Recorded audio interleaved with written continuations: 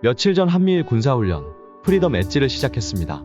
수중, 공중, 사이버, 우주 영역까지 다양한 영역의 훈련을 동시 진행했습니다.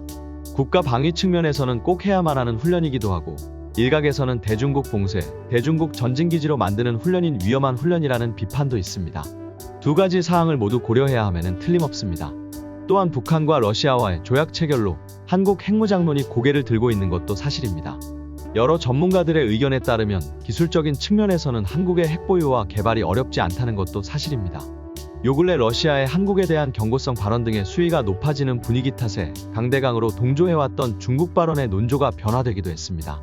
중국 외교부는 러시아의 도발과 한국 국방부의 강력한 발표 직후 북러협력 확대는 양국의 이해 증진이나 우크라이나 전쟁, 동아시아 지역 등 국지적 수준이 아니라는 것을 기억해야 한다.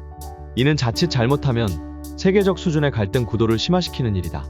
한국은 중국과 언제든 대화가 열려있음을 기억하고 함께 동북아 평화 유지의 의지가 있으리라 생각한다. 라며 러시아에게 한국을 계속적으로 도발하지 말라고도 했습니다. 중국은 이런 분위기에 한국에 살짝 뒤로 물러선 듯한 느낌입니다. 이 상황을 본 영국 일간지 가디언에서는 동북아시아 힘의 균형이 점점 한국 쪽으로 기울고 있다. 중국은 한국이 핵을 보유할 수 있음을 두려워하고 있다고 평하기도 했습니다. 얼마 전까지 푸틴 러시아 대통령은 일전에 한국의 고통스러운 방식으로 보복하겠다는 위협에 나서기도 했습니다. 또한 그는 북한에 초정밀 무기를 공급하는 것을 배제하지 않는다는 충격적 메시지를 한국에 전달하기도 했습니다. 그 이후 푸틴은 갑자기 북한을 방문했습니다. 그 이유는 물론 한국 위협의 목적도 꽤 있었을 겁니다.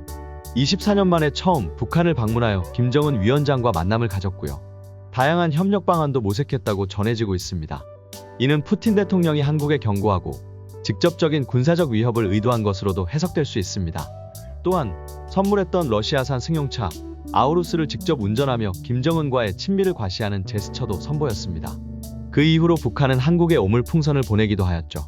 그런데 최근 이런 일련의 과정과 반대로 푸틴 대통령의 입장이 180도 선회했습니다. 북한에 보내기로 했던 러시아 무기 계약을 전부 취소하겠다는 입장과 더불어 러시아 외교부를 통해 한국과 싸우지 말라는 당부를 했다고도 전해졌습니다. 아마도 바로 한국의 국방기술과 K9의 위력을 보았기 때문이라고 생각됩니다. 러시아 주변국들인 폴란드를 포함한 유럽 전 지역에 수출된 K9 자주포의 실전력을 겪어보게 되지 않았을까 합니다. K9 자주포는 러시아산 자주포에 비해 폭발력 30배, 사거리는 5배, 기동성도 3배 이상 높습니다. 폭발력, 사거리와 기동성, 3마리 토끼를 다 잡았다는 의미입니다. 거기에 더해 숨은 포병을 찾는 순례라고 불리우는 대포병 탐지 레이더2는 적군으로부터 탐지 및 전자공격을 어렵게 하여 전자전 방어 능력을 한층 강화시키고 안테나를 모듈형 반도체 송수신기로 설계하여 일부 송수신기가 고장나더라도 작전 수행이 가능하다고 합니다. K9과 대포병 탐지 레이더에 이어서 한국을 지키는 또 다른 창과 방패는 바로 장보고 3 배치원입니다. 기뢰와 어뢰, 유도탄 등 다양한 무장이 탑재된 것은 물론 비밀스럽게 숨는 은밀성, 음양모 반향 코팅제, 탄성 마운트 등 최신 소음 저감 기술을 적용하여 기존 잠수함 대비 크기가 커졌어도 유사한 수준의 음향 스텔스 성능을 확보했습니다. 현재 3척이 전력화되어 있다고 합니다. 아마도 2027년에는 안창호급 배치3의 소형 모듈 원자로인 SMR이 탑재된 핵잠수함이 추진될 가능성도 높아졌다고 합니다. 이런 일련의 상황에서 중국과 러시아는 한국의 눈치를 볼 수밖에 없는 상황으로 분위기가 바뀌어 가고 있다는 점에서 매우 흥분되기도 합니다. 다만 꼭 염두에 둬야 할 부분은 자주국방을 위한 첨단 군사력의 증강과 발전은 지속적인 노력이 경주되어야 한다는 것도 사실이며 그와 더불어 우리 국경을 맞대고 있는 중국과 러시아와의 경제, 외교적 측면도 대한민국을 위해서 매우 중요한 사실이라는 점도 절대 간과해서는 안 될 것입니다.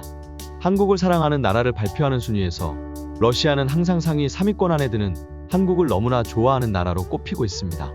국제적 정세 속에 국가 간의 이해관계가 복잡한 것도 사실이지만 러시아 국민들은 한국을 너무나 좋아하는 사람들임에 틀림없다는 사실을 생각했으면 하는 바람도 있습니다. 언제나 대한민국 화이팅입니다. 오늘도 멋진 대한민국을 응원하는 타임앤 이슈였습니다.